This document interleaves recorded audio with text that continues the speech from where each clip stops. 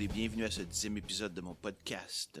J'espère que vous avez passé un bon mois et que vous ne vous êtes pas trop ennuyés. Je suis quand même content, ça ne fait qu'à peine un mois depuis la dernière fois qu'on s'est parlé, et j'ai donc tenu ma promesse de diminuer l'attente entre mes épisodes. Alors justement, dans le dernier épisode, nous avons parlé de Ki. Et non, je ne referai pas cette mauvaise blague de Ki ou quoi. Si vous vous souvenez bien, le Ki est cette mystérieuse énergie qui est supposée être produite par tous les êtres vivants, mais qu'on ne peut observer ni mesurer les effets.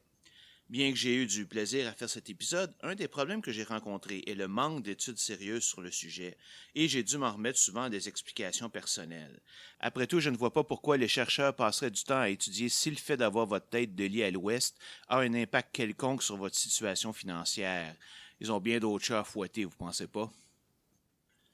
Heureusement, aujourd'hui, nous renversons la vapeur car nous étudions la pseudoscience associée au Ki, la plus populaire, celle que tout le monde connaît. Il s'agit bien sûr de l'acupuncture. Contrairement aux autres pseudosciences du Ki, elle a été beaucoup étudiée en raison des effets curatifs qu'elle pourrait posséder. Cela me permettra donc d'avoir un épisode plus méthodique et formel et pouvoir démontrer hors de tout doute raisonnable que l'acupuncture est une pseudoscience qui ne doit ses effets qu'à l'effet placebo. Et oui, encore lui. Contrairement aux autres pseudosciences du Ki, je vais prendre le temps de décrire ce qu'est l'acupuncture, quels en sont les tenets et quel est son supposé fonctionnement. Nous discuterons de sa popularité à travers le monde et verrons pourquoi les études initiales semblaient indiquer qu'elle avait un effet positif. Nous verrons finalement comment les techniques pour la tester ont évolué pour finir par indiquer de façon claire que l'acupuncture n'a aucun effet.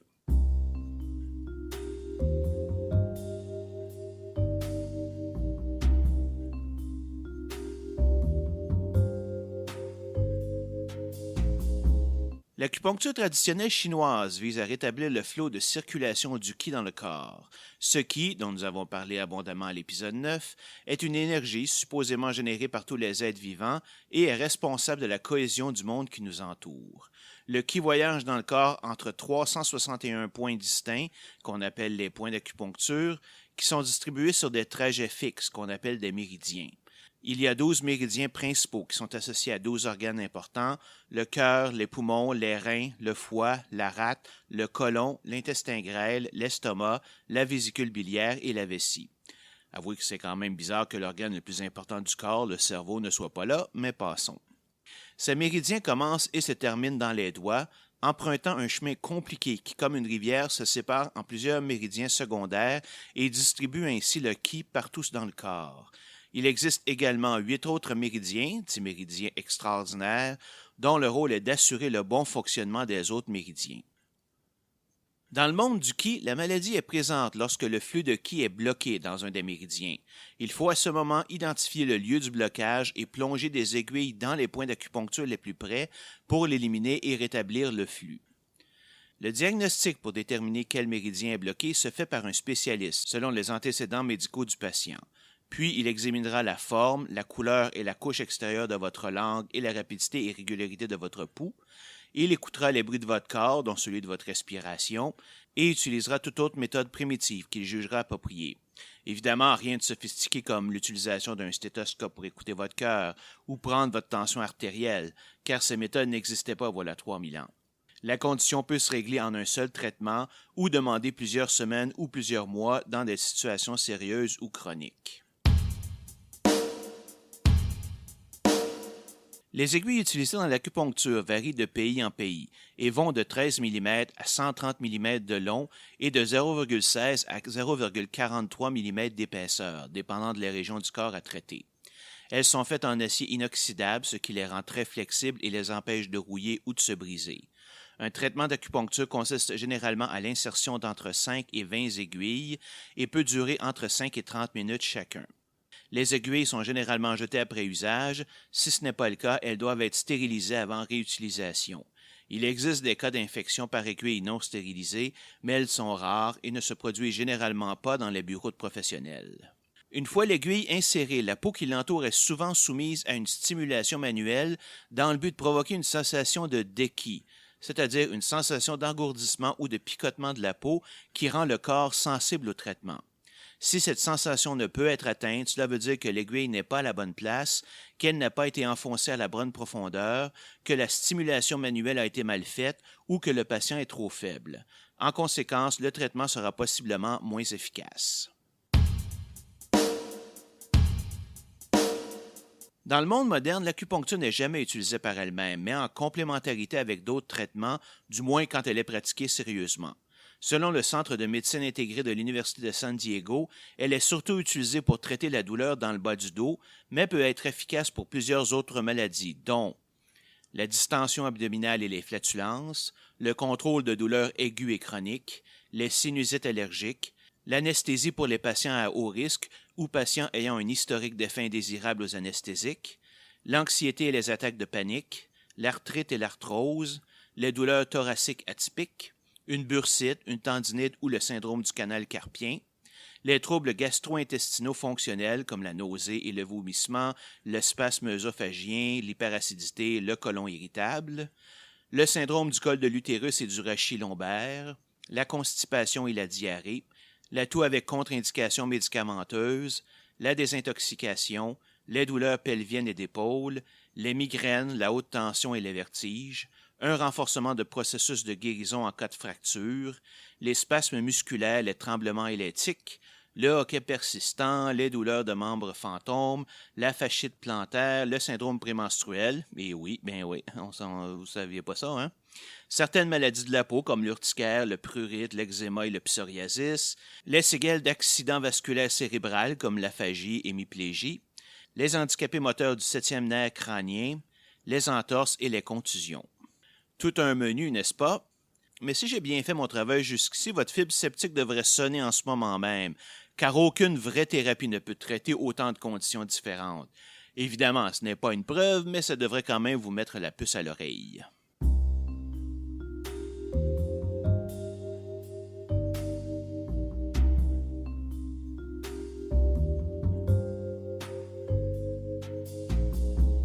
De toutes les pseudosciences, l'acupuncture est de loin celle la plus acceptée par la médecine traditionnelle, les assureurs et même certains organismes de santé publique.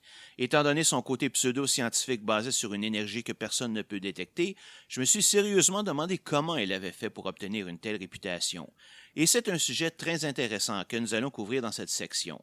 Nous allons également examiner sa situation légale actuelle au Canada et en France, c'est-à-dire qui peut la pratiquer, est-elle couverte par le système de santé publique et autres aspects de ce genre. Alors, commençons par le commencement et voyons pourquoi l'acupuncture est devenue si populaire en Occident et un peu partout sur la planète.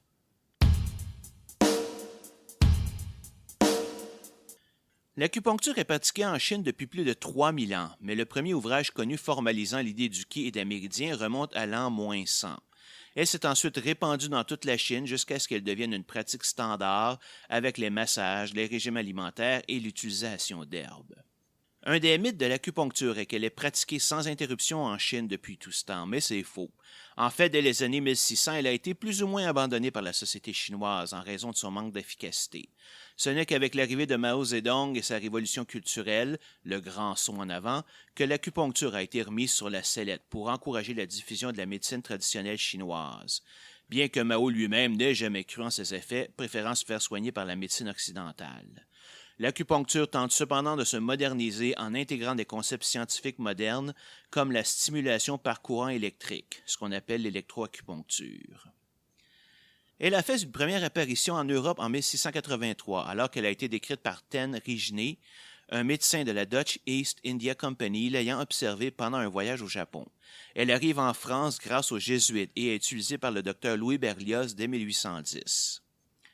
En 1971, un journaliste du New York Times fait connaître l'acupuncture en Amérique en décrivant dans un article les expériences qu'il a vécues en Chine. Lors du voyage de Nixon en Chine, on présentait à sa délégation un patient subissant une chirurgie majeure sans utiliser d'anesthésie. D'autres démonstrations ont été faites, dont celle d'une personne recevant une opération à cœur ouvert alors qu'elle était encore consciente. Sauf que plusieurs années plus tard, une enquête du Committee for the Scientific Inquiry of Claims of the Paranormal, le CSICOP, a révélé un haut degré de fumisterie dans cette démonstration. Dans le premier cas, le patient possédait une résistance naturelle très élevée à la douleur et avait été fortement endoctriné avant l'opération pour qu'il mente quand il disait ce qu'il ressentait. Dans le deuxième cas, le patient avait reçu 3 sédatifs très puissants avant l'opération, ainsi que des injections d'anesthésiants locaux. Pas étonnant qu'il ne sentait pas de douleur. Dans d'autres cas, de la morphine était injectée par intraveineuse à partir de solutés qui n'étaient supposés contenir que des fluides et des nutriments.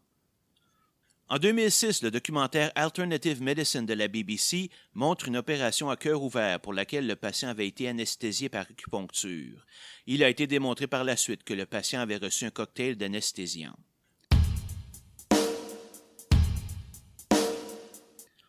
Malgré cela, l'acupuncture continue de devenir de plus en plus populaire en raison de plusieurs études scientifiques qui semblent montrer son efficacité. On peut citer par exemple une étude de la revue Rhumatologie d'Oxford en 2004 qui semble montrer que l'acupuncture est efficace pour l'épicondylite, un problème du coude aussi appelé le tennis elbow. Une autre étude de la revue Human Brain Mapping en 2000 semble montrer l'efficacité de l'acupuncture pour aider le système limbique. Plusieurs organisations comme le National Health Service de Grande-Bretagne et l'Académie nationale de médecine de France reconnaissent l'utilisation de l'acupuncture à des fins thérapeutiques pour certaines conditions. Au Québec, la profession d'acupuncteur est régie par l'Ordre des acupuncteurs du Québec, créé en 1995. Les traitements ne sont pas payés par le régime d'assurance maladie du Québec, mais plusieurs assureurs les offrent. Pour devenir membre de l'Ordre, une personne doit obtenir un diplôme d'études collégiales de 3 ans en acupuncture donné par le Cégep de Rosemont. Notez que cette formation est fortement orientée vers la médecine chinoise traditionnelle, dont le qi et le méridien, et non sur une explication scientifique de l'acupuncture.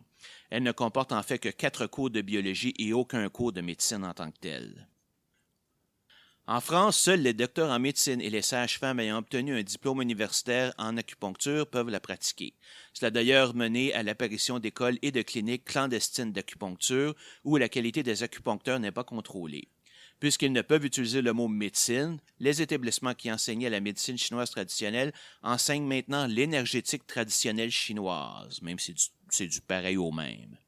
La Confédération française de la médecine traditionnelle chinoise est l'organisme qui s'occupe de définir la pratique et les méthodes thérapeutiques en acupuncture, d'adopter des programmes communs à toutes les écoles, d'adopter un code de déontologie, d'organiser l'examen national et de faire avancer le dossier de la reconnaissance de la médecine traditionnelle chinoise en France.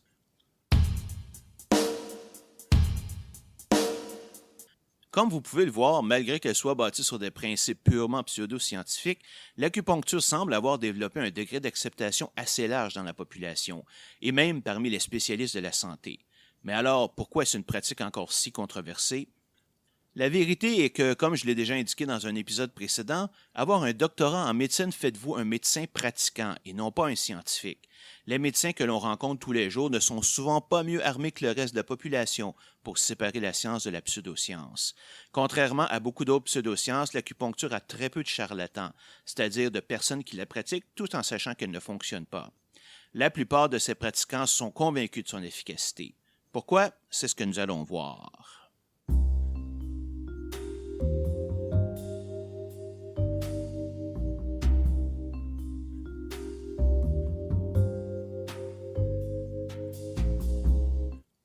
Prenons ici une petite pause pour examiner ce qu'est une étude scientifique médicale, que l'on appelle aussi un essai randomisé contrôlé. Voyons en quoi il consiste et pourquoi nous en avons besoin en science. Vous aurez deviné que de connaître ces critères nous permettront de comprendre pourquoi les études montrant l'efficacité de l'acupuncture sont durement contestées par la communauté scientifique. Un essai randomisé contrôlé est une étude faite avec un groupe de patients pour déterminer si un traitement est efficace. Elle a les caractéristiques suivantes. Elle doit avoir un nombre suffisamment élevé de patients. Plus le nombre de patients est petit, plus il est facile d'avoir de faux résultats. Les patients doivent être séparés en minimum 2 groupes, un qui a le traitement et l'autre qui ne l'a pas. Les meilleures études incluent au moins 3 groupes, un qui a le traitement, un qui a un traitement placebo et un troisième qui ne reçoit pas de traitement. D'autres groupes peuvent être nécessaires, dépendant du sujet, et c'est le cas de l'acupuncture, comme nous le verrons plus tard. Les patients doivent être distribués au hasard dans l'un des groupes existants. Chaque groupe doit être de grosseur à peu près égale et la méthode d'assignation doit être la plus randomisée possible, basée sur des critères qui n'ont rien à voir avec l'étude. Un patient ne doit pas savoir dans quel groupe il se trouve. Il ne doit pas savoir s'il recevra un traitement ou un placebo. Ceci est un élément essentiel, car sinon cette connaissance pourrait venir modifier ses perceptions du résultat. Surtout dans le cas de l'acupuncture où la perception, c'est tout finalement. Tout repose là-dessus. De même, le médecin appliquant le traitement aux patients ne devrait pas savoir lesquels reçoivent le traitement et lesquels reçoivent le placebo, car leur manière de faire son application pourrait donner une idée aux patients de ce qu'ils reçoivent. De même, savoir qui a reçu quoi pourrait affecter leur propre jugement lors de la collecte des résultats, de façon volontaire ou non, surtout s'ils sont à la recherche de résultats positifs. On voit en général ce que l'on veut bien voir. Tout le processus doit être soigneusement expliqué avec la publication des résultats. L'analyse des résultats se doit d'être impartiale et ne pas faire d'inférence indue. Par exemple, si on trouve que les gens utilisent souvent un parapluie lorsqu'il pleut, ça ne veut pas dire qu'ils mouillent toujours quand les gens ont un parapluie ou que les gens ont toujours un parapluie lorsqu'il pleut. Ce genre de faux raisonnement est très souvent utilisé pour justifier une pseudoscience. L'étude peut être reproduite et confirmée par un autre groupe de chercheurs. Finalement, n'oubliez jamais que les résultats d'une seule étude ne veulent pas dire grand-chose. Il est toujours possible de tomber par hasard sur un résultat complètement erroné ou une aberration statistique. Il faut donc plusieurs études, supportées préférablement par des méta-analyses, pour pouvoir tirer des conclusions fortes. Les principes d'aveuglement du patient et du traiteur ne sont malheureusement pas toujours possibles et avec raison. Par exemple, si on veut tester l'efficacité d'une thérapie physique par rapport à ne pas recevoir de thérapie, c'est sûr que le patient va savoir s'il a fait les exercices ou non. C'est également un problème important rencontré avec l'acupuncture, car nous parlons ici de percer la peau avec une aiguille, et les patients vont le savoir si cela se fait ou non. La plupart des études sérieuses montrant un effet mesurable de l'acupuncture souffrent justement de ce problème. Lorsqu'on compare l'utilisation de l'acupuncture avec une absence de traitement, ou même un placebo typique comme une pilule, les résultats de l'acupuncture sont spectaculaires. Les effets sont très visibles dans pratiquement tous les cas. Le problème est qu'il est clair pour les patients s'ils ont reçu un traitement d'acupuncture ou non, et dès que c'est le cas, on ne peut plus vraiment se fier aux résultats à cause de l'effet placebo. Pour contrer ce biais, les chercheurs ont introduit le concept d'acupuncture simulée. Qu'est-ce que c'est? Simplement une manière de simuler l'acupuncture aux yeux du patient. Il y a deux types d'acupuncture simulée. Pour le premier type, imaginez de l'acupuncture faite par quelqu'un qui ignore tout du ki, des méridiens et des points d'acupuncture. Autrement dit, l'insertion des aiguilles se fait au hasard, n'importe où sur le corps. Le deuxième type d'acupuncture simulée respecte les points d'acupuncture et les méridiens, mais il n'y a pas de pénétration d'aiguille dans la peau. Celle-ci se rétracte plutôt dans un petit compartiment.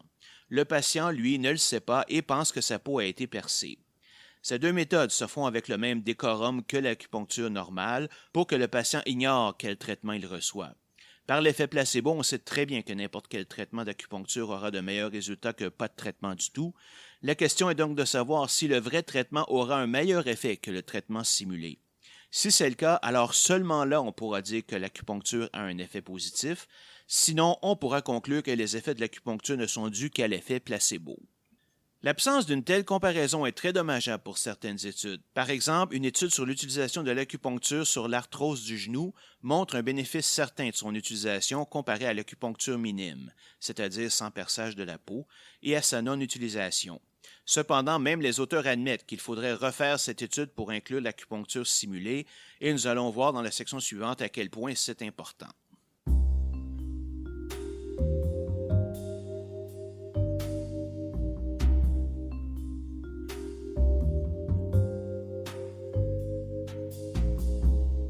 Comme je l'ai dit, l'acupuncture est l'une des pseudosciences les plus acceptées par les médecins, principalement à cause de certaines études semblant démontrer des résultats positifs. Sauf que depuis l'introduction de l'acupuncture simulée dans les tests, la situation s'est inversée et les dernières études sérieuses tendent à montrer un effet nul ou tout au plus négligeable de l'acupuncture. Un phénomène qui devient de plus en plus populaire et que certains ont baptisé Quack Academia ou Quackademia est l'utilisation d'un semblant de science, ou plus particulièrement d'études scientifiques, pour prouver l'existence de pseudosciences comme l'acupuncture. Ces pseudo-expériences sont conduites par des croyants, sont rarement faites à l'aveugle, car les chercheurs savent qui a reçu un vrai traitement, et les conclusions vont souvent bien au-delà de ce que les résultats montrent. Par exemple, une étude parue en 2011 explorait l'utilisation de l'acupuncture pour les patients ayant des syndromes médicalement inexpliqués. Alors que les résultats ne montraient pas vraiment de différence entre les groupes ayant et n'ayant pas reçu un traitement d'acupuncture, les chercheurs ont manipulé l'interprétation des données de façon à présenter un résultat positif. Celui-ci a même été grandement publicité par le département de relations publiques de l'Université d'Exeter, où il a eu lieu, et par l'éditeur du British Journal of General Practice. Lorsque l'étude a été publiée, cependant, un tollé de protestation s'est élevé de tous côtés pour dénoncer les conclusions mensongères de l'étude. Chose bizarre, aucun des auteurs n'est venu se défendre publiquement contre ces accusations de manipulation, qui sont pourtant très graves en science. Un autre exemple de cette situation est une étude publiée en 2015 dans le Journal of Clinical Oncology sur l'utilisation de l'électroacupuncture contre les bouffées de chaleur pour les survivants du cancer du sein. L'électroacupuncture consiste à planter une ou plusieurs aiguilles dans le corps et d'y faire passer un courant électrique. Or, la découverte de l'électricité ne s'est faite qu'au 18e siècle. La technique utilisée dans cette expérience n'est donc certainement pas une technique millénaire traditionnelle. De plus, nous savons très bien que stimuler électriquement les nerfs peut avoir un effet sur le corps. Cela s'appelle la stimulation électrique nerveuse transcutanée et n'a rien à voir avec le ki ou les méridiens. Malgré cela, si vous regardez les résultats, ceux de l'acupuncture simulée sont presque identiques à ceux de l'électroacupuncture, mais dans la conclusion, cette situation n'est même pas mentionnée. On n'y parle que de la comparaison entre l'acupuncture, le placebo en médicaments et l'absence de traitement. Une méta-analyse de 2013 sur l'utilisation de l'acupuncture pour diminuer les symptômes de la ménopause confirme d'ailleurs ce résultat, et je veux vous lire la conclusion dans son entièreté, en traduction libre évidemment. Nous n'avons pas trouvé d'évidence suffisante pour déterminer si l'acupuncture est effective pour contrôler les symptômes de la ménopause. Quand nous comparons l'acupuncture avec l'acupuncture simulée, il n'y a aucune évidence qu'il y a une différence significative sur leurs effets. Quand nous comparons l'acupuncture avec une absence de traitement, il semble y avoir un effet bénéfique pour l'acupuncture, mais celle-ci semble moins efficace que la thérapie hormonale. Les trouvailles doivent être traitées avec précaution car l'évidence est de basse ou très basse qualité et les études comparant l'acupuncture avec une absence de traitement ou la thérapie hormonale n'ont pas fait l'objet de contrôle avec l'acupuncture simulée ou un placebo de thérapie hormonale. Les données sur les effets négatifs étaient manquantes. Dans un troisième exemple, un article du blog scientifique Respectful Insolence nous décrit une expérience faite sur des rats pour prouver l'efficacité de l'acupuncture pour diminuer la douleur lorsqu'ils sont soumis à des conditions de stress. Cette étude a été reprise par les journaux et fait l'objet d'articles à sensation. Par exemple, le Guardian avait un article dans son édition de juillet 2015 intitulé « Rats help scientists get closer to solving the mystery of acupuncture ». En français, des rats aident les scientifiques à s'approcher de la résolution du mystère de l'acupuncture. L'article dit également que cette découverte est l'évidence la plus forte à ce jour que l'ancienne thérapie chinoise est plus efficace que l'effet placebo pour le traitement du stress chronique. Malheureusement, plusieurs points viennent jeter une douche froide sur les résultats obtenus quand on fouille un peu. Premièrement, les rats ont fait l'objet d'électroacupuncture et non pas d'acupuncture traditionnelle. Le but de l'acupuncture est de contrôler la douleur, mais comment peut-on demander à un rat quelle douleur il ressent? On peut tout au plus avoir une idée approximative par les hormones que son corps sécrète, mais sans plus. Les résultats montrent une légère différence de stress entre le vrai traitement et le traitement simulé, mais considérez la grosseur d'un rat. Alors que l'aiguille du vrai traitement était placée dans la jambe, à sa bonne place, celle du traitement simulé était placée dans le dos pour être suffisamment éloignée. Je ne sais pas pour vous, mais je suis sûr que d'avoir une aiguille passant du courant électrique dans ma jambe est moins désagréable qu'une aiguille qui fait la même chose dans mon dos. Autrement dit, étant donné que les conditions des deux tests sont en fait très différentes, on ne peut simplement pas les comparer de façon crédible. Il est bizarre de voir à quel point l'examen de pratiquement toute étude favorisant l'acupuncture révèle un problème grave qui invalide ses résultats, sans que les auteurs ne s'en rendent compte ou ne le signalent. Une toute récente étude publiée en avril dernier dans la revue Brain propose un résultat intéressant par l'utilisation de l'électroacupuncture pour le traitement du canal carpien. À première vue, l'étude semble solide. 3 groupes ont été utilisés. Le premier a reçu une acupuncture locale, c'est-à-dire près de la zone en problème. Le deuxième groupe a reçu une acupuncture distante, c'est-à-dire dans la cheville opposée au bras traité, et une acupuncture simulée. Les résultats sont très intéressants car l'étude montre que les deux types de vraie acupuncture ont donné de meilleurs effets que l'acupuncture simulée. Oui, mais une minute. Premièrement, on parle ici d'électroacupuncture, et encore une fois, donc ce n'est pas la même chose que l'acupuncture. Mais plus important, le type d'acupuncture simulée utilisée est celle des aiguilles rétractables, ce qui fait que ceux qui l'ont reçue n'ont pas non plus été soumis au courant électrique. Merde! Pourquoi n'ont-ils pas utilisé la méthode d'insertion d'aiguilles au hasard? Au moins, on aurait eu une bonne comparaison où la seule différence est le lieu où les aiguilles ont été insérées. Mais non, maintenant on se retrouve avec deux différences, l'insertion des aiguilles ou non et l'application d'électricité ou non.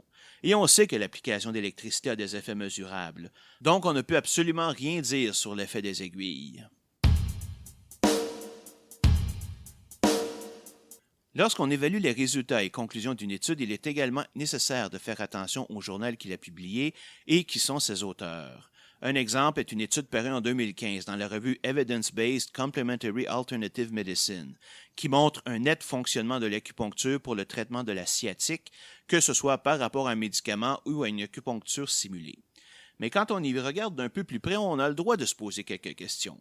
Premièrement, le nom même du journal implique que ceux qui publient dedans sont des adeptes de médecine alternative.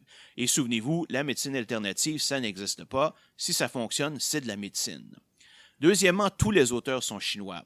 Or, savez-vous combien d'études chinoises arrivent à des résultats positifs pour l'acupuncture? 100% d'entre elles. Excusez-moi, mais c'est un résultat impossible, normalement. Car même si l'acupuncture fonctionnait, avec la quantité d'études chinoises faites, on devrait y trouver au minimum quelques aberrations, un peu comme l'exception qui confirme la règle. C'est donc un indicateur que soit les études donnant des résultats négatifs ne sont pas publiées, ou pire encore, que les résultats sont carrément manipulés. Vous remarquerez que bien des études semblant montrer un effet positif de l'acupuncture n'incluent pas de traitement simulé. S'ils le font, la différence est statistiquement insignifiante entre les deux, et ce malgré le biais de ceux qui conduisent les études. Et souvent, dans l'analyse des résultats, ils passent très rapidement par-dessus cet état sans tenter de l'expliquer. Ils préfèrent s'attarder sur le fait que l'acupuncture a été plus efficace qu'un traitement par médicament ou pas de médicament, et ce à cause de l'effet placebo. Pourtant, cela n'est qu'un détail sans importance, car le vrai résultat, celui qui montre que l'acupuncture est efficace, est la comparaison avec l'acupuncture simulée. Si cette dernière fonctionne aussi bien que l'acupuncture normale, alors toute la notion de ki, de méridien et de point d'acupuncture est invalidée. Mais c'est bizarre comme ces études passent par-dessus ce point-là, hein? Un autre problème quand on a une thérapie qui prétend guérir tant de conditions est que nous n'avons pas le choix de la tester pour chacune d'entre elles individuellement. Cela demande évidemment beaucoup d'efforts, mais les études se sont faites, ou en tout cas en partie. Deux études de 2005 en Allemagne sur l'utilisation de l'acupuncture pour le traitement des migraines montrent que les groupes ayant reçu un vrai traitement n'ont pas obtenu de meilleurs résultats que ceux ayant reçu un traitement simulé. Deux études, une de 2007 et l'autre de 2009, montrent le même résultat pour le traitement de la douleur chronique du bas du dos. Dans certains cas, comme pour une méta-analyse de 2009 sur le traitement de la douleur, le vrai traitement d'acupuncture a été jugé plus efficace que l'acupuncture simulée, mais par une marge tellement mince qu'elle est considérée insignifiante. Une autre étude publiée dans The Clinical Journal of Pain en 2008 sur le traitement de la douleur persistante au bras a même montré que dans ce cas, l'acupuncture simulée avait eu un résultat significativement supérieur à la vraie acupuncture. C'est le monde à l'envers. Citons pour terminer la conclusion de Edzard Ernst, un spécialiste de la médecine complémentaire de l'Université d'Exeter, qui a publié une excellente méta-analyse de l'acupuncture en 2005. Cette étude montre clairement que les effets de l'acupuncture sont en grande majorité dus à l'effet placebo. Les différences entre les résultats obtenus pour l'acupuncture et l'acupuncture simulée sont très minces et ne sont pas cliniquement significatifs. Ils sont probablement dus à un biais résiduel. Plusieurs enquêtes ont montré que les communications verbales et non verbales entre le patient et le thérapeute sont plus importantes que le perçage de la peau avec des aiguilles. Si on tenait compte de ces facteurs, l'effet de l'acupuncture sur la douleur chronique pourrait disparaître complètement. Mais ne désespérez pas, car bien que l'acupuncture elle-même ait été discréditée, cela ne veut pas dire que l'utilisation d'aiguilles ne peut pas aider dans certaines circonstances. Par exemple, elle pourrait servir à stimuler la libération d'adénosine, une substance que l'on retrouve dans les cellules et que l'on croit capable de réduire la douleur en réduisant l'inflammation. Cela pourrait aider grandement à diminuer la consommation d'antidouleurs qui créent souvent des dépendances et peuvent entraîner des surdoses. Mais évidemment, tout cela n'a aucun rapport avec l'acupuncture elle-même.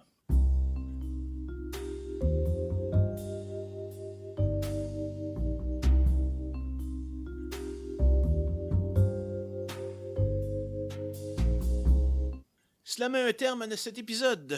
Pour le prochain, je quitte un peu la pseudoscience pour aller vers les cultes. Nous verrons quelles sont les caractéristiques d'un culte et les pièges qu'ils tendent aux personnes dans le besoin. Nous étudierons ensuite deux cultes bien différents. Un premier, bien connu, celui de l'Église de Scientologie, et le deuxième, preuve que l'on peut avoir des cultes n'importe où, celui du jeu vidéo Star Citizen. À la prochaine!